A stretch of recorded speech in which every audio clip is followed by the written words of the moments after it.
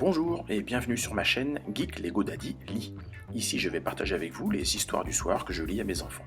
Donc pensez à vous abonner, à activer la petite clochette et si vous aimez, vous mettez un pouce bleu.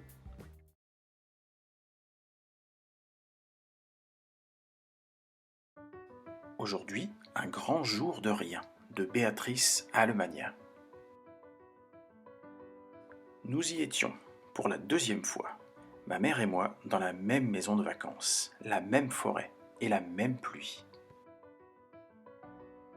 Chaque jour, ma mère écrivait en silence, et moi, je tuais des martiens. Plus exactement, je pressais un bouton pendant des heures, en pensant à mon père, à tout ce qu'il m'aurait montré dehors, et à son sourire émerveillé. Encore une fois, ma mère grogna. « Arrête avec ce jeu, tu vas de nouveau passer ta journée à ne rien faire !» Oui, voilà, je ne voulais rien faire, rien sauf tuer mes martiens. Encore une fois, elle m'arracha le jeu des mains. Encore une fois, je le repris en cachette, après quoi, je sortis. En ouvrant la porte, je sentis que tout l'ennui du monde s'était donné rendez-vous dans ce jardin. Sous la pluie, je serrai fort ma console. Pieds dans la boue, lunettes trempées, je mis le jeu dans ma poche pour qu'il ne se mouille pas. La pluie ruisselait dans mon cou. Je descendis la colline. Au fond du chemin, j'aperçus un étang pavé de rochers, ronds comme les têtes de mes martiens. Je voulus les écraser en sautant dessus, et soudain, mon jeu tomba dans l'eau. Non, non et non, la pire tragédie du monde, quel idiot! Tout de suite, je tentai de repêcher la console en plongeant ma main dans l'eau glacée. Cela me coupa le souffle.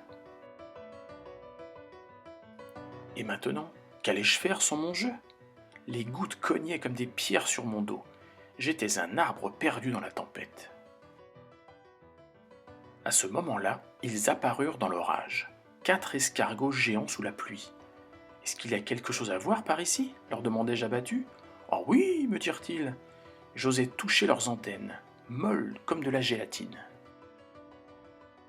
Du coup, j'empruntai un sentier. Là, des dizaines de champignons me rappelèrent une odeur, celle de la cave de papy, où, petit, je cachais les choses précieuses. J'avais oublié. Ensuite, la terre se mit à briller, illuminée de trésors. J'enfonçai les doigts dedans, et là, graines et granules, noyaux, grumeaux, racines et baies fourmillaient sous mes mains. Un monde souterrain plein de micro-choses inconnues. Je pouvais le toucher. Puis, quelque chose m'aveugla. C'étaient les rayons de soleil qui tombaient maintenant à pic, comme dans une passoire géante. Je crus entendre des tambours au loin, mais c'était juste mon cœur. Je me mis à courir très vite, tellement vite que je tombais. Et là, une fois en bas, le monde était à l'envers.